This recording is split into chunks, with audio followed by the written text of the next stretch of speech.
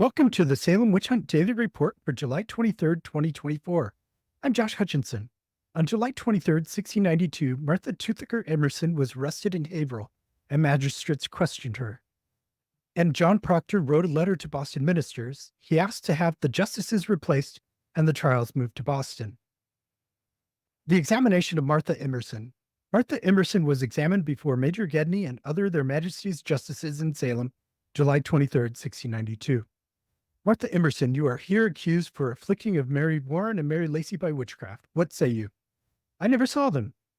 Richard Carrier said he had seen her hurt them both yesterday, but he had never seen her at the witch meeting. But Mary Lacey Sr. said that she had seen both Martha Emerson and her mother at the witch meeting. Mary Warren and Mary Lacey fell down when said Martha Emerson looked on them, and Mary Lacey was presently well when said Emerson took her by the wrist. Two more also fell down with her looking on them, but she denied that she knew anything of witchcraft. Mary Warren said that said Emerson's spectre told her that she had ridden a man with an enchanted bridle. And Matthew Harriman was called to say whether he had been ridden so or no, who answered that last Monday night he was in a strange condition and heard it rain and blow, as I thought. But in the morning there had been no rain. But in the morning my tongue was sore, and I could not speak till sun 2 hours high. And Martha Emerson came to our house that morning, as soon as it was light, for fire. Mary Warren, being in a long dumb fit, signified by holding up her hand that this Harriman was the man that she said Emerson said she had ridden, but Emerson said she knew nothing of it. Emerson was told that her father had said he had taught his daughter Martha so that she had killed a witch, and that was to take the afflicted person's water and put it in a glass or bottle and set it into an oven. Emerson owned she had kept a woman's urine in a glass. Emerson was asked who hindered her from confessing. She answered that her Aunt Carrier and Goodwife Green of Haverhill were before her. Goodwife Green was angry with her because she would not be like herself. For Green had enticed her a fortnight to afflict, and she would not. She said Green's wife and her Aunt Carrier took her by the throat, and that they would not let her confess. She said Green's wife had a pig that used to follow her. But afterward she denied all and said what she had said was in hopes to have favor, and now she could not deny God that had kept her from that sin. And after said, though he slay me, I will trust in him. And the petition of John Procter from prison. Salem Prison, July 23rd, 1692. Mr. Mather, Mr. Allen, Mr. Moody, Mr. Willard, and Mr. Bailey, Reverend gentlemen, the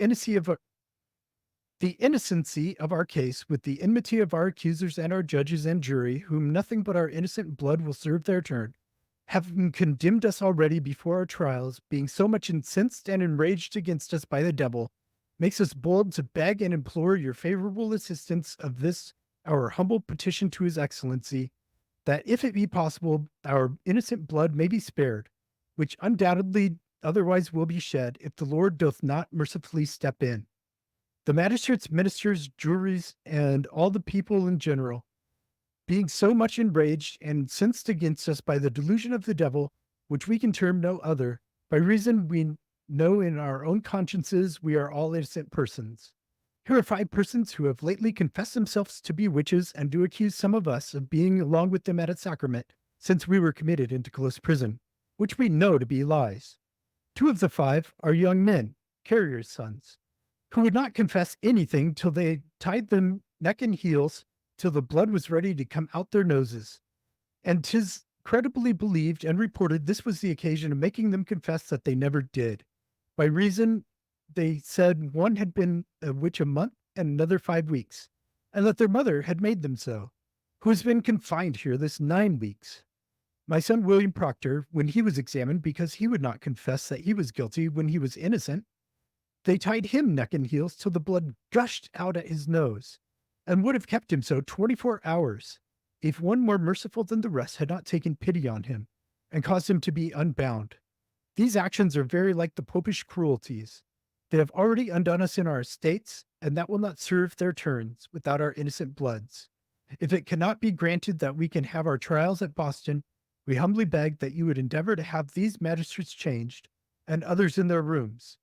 Begging also and beseeching you would be pleased to be here, if not at all, some of you at our trials, hoping thereby you may be the means of saving the shedding of our innocent bloods. Desiring your prayers to the Lord in our behalf, we rest your poor afflicted servants, John Proctor, etc.